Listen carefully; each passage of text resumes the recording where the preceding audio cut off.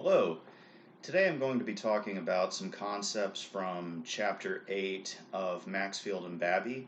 Chapter 8 is all about sampling. So, what exactly is sampling? What do we mean by sampling?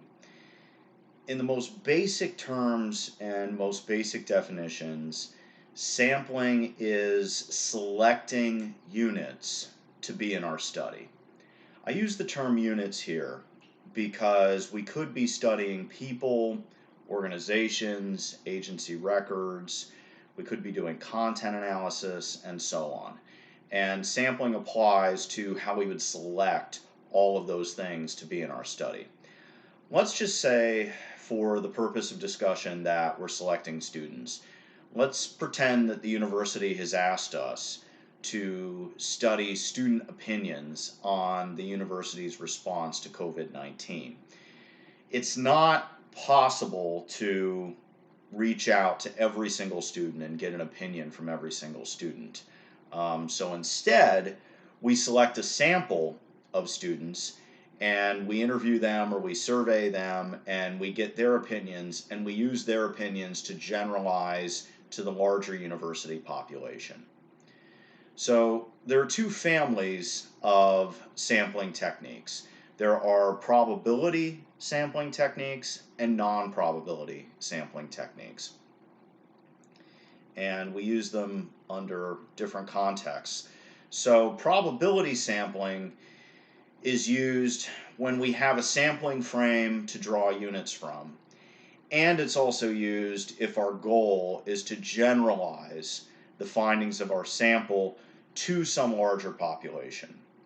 So what does this mean in plain English? In plain English, what this means is that we have a list of basically everyone in our population, and we can draw from that list to create our sample.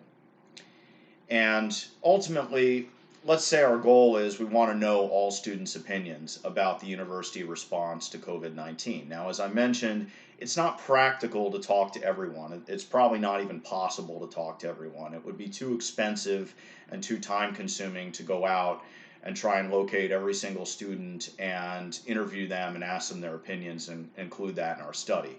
So if we use probability sampling techniques, we actually don't have to do that. We can draw a small sample from that student population, and then we use probability theory to generalize the findings from our sample up to that large population. So what we might do here to actually conduct this study is we might go to the university registrar and ask for a list of all the students that were enrolled last semester. And this list, it would have some problems, but it would be a pretty good starting point for a sampling frame.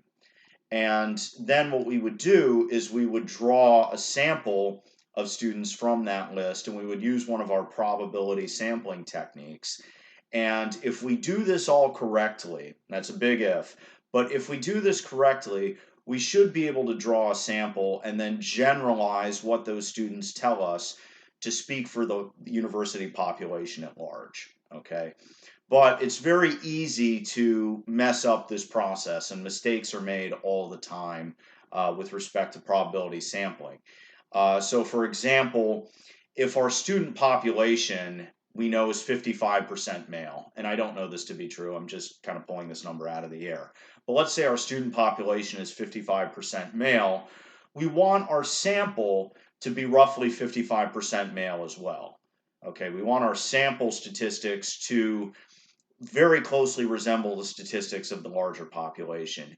If for some reason we oversampled females and we had more females in our sample than that exist in the university population, then our sample is no longer representative and it's biased because we have included more females than there are in the population.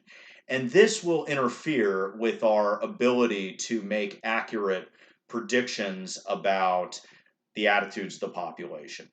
Okay, so we want to be very careful in drawing our sample and making sure that our sample is very close to the population statistics. So there are several different probability sampling strategies that we might use, and these are covered in the first section of the chapter. So there's simple random sampling, systematic sampling, stratified sampling, disproportionate stratified sampling, multi-stage cluster sampling, and multi-stage cluster sampling with stratification. I'm going to leave it up to you to read about them, but just know that they're all probability sampling techniques. And the whole goal of probability sampling is to draw a small sample to speak for some larger population. Okay. Non-probability sampling is another strategy of sampling techniques, and this is used when we don't have a sampling frame or we don't care about generalizing our findings to a larger population. So sometimes there just simply isn't a sampling frame for a population that we're interested in studying. Probably the classic example of this in criminal justice and criminology literature is Wright and Decker's famous study of residential burglars from 1994. So Wright and Decker were interested in interviewing and getting opinions about residential burglary, and they wanted to go to the source. They wanted to talk to burglars and ask them how it is that they plan which house they're going to break into, what kinds of things they look for, what kinds of things are warning signals, and then actually how they execute the burglary and what they look for when they're in the house and how they make good in their escape and then how they get rid of the property and so on.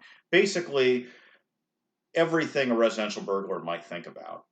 The problem here is that there's no sampling frame. Okay, there's no list out there of residential burglars. So they had to use a non-probability sampling technique, and they had to get pretty creative. And so what they did is they started with a student that was in one of their classes that they knew was a reformed burglar. So this was a guy who had served some time for a number of criminal offenses, and now was kind of trying to turn his life around. And he went back to school, and he was taking criminal justice classes.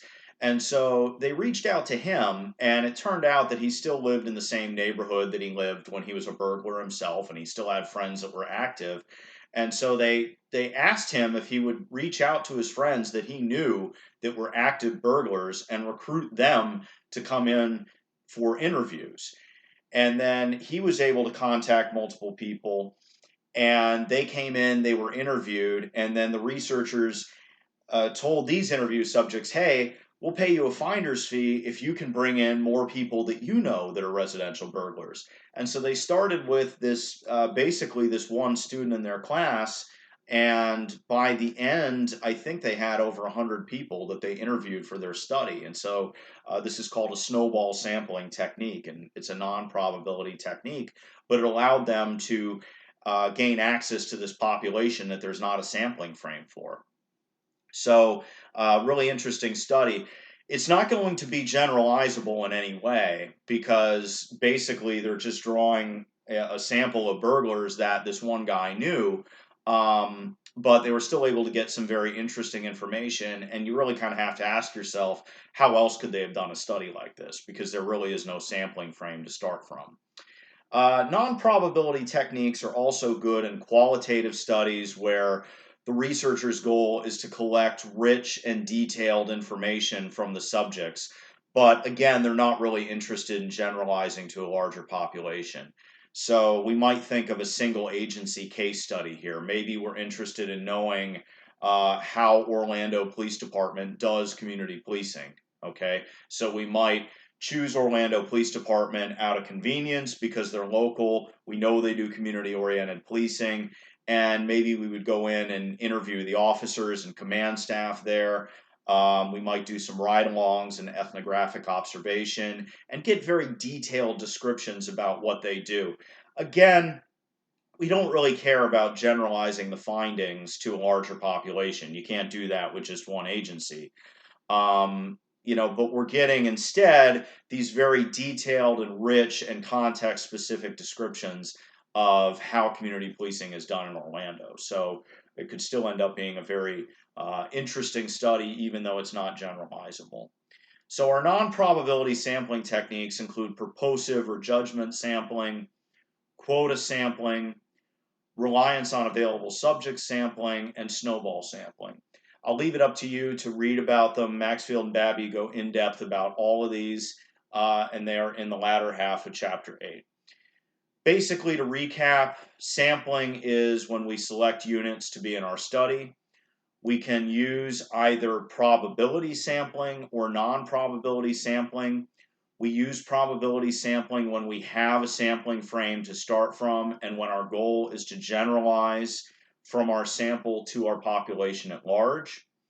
And we use non-probability sampling techniques when no sampling frame exists or we don't care about generalizing.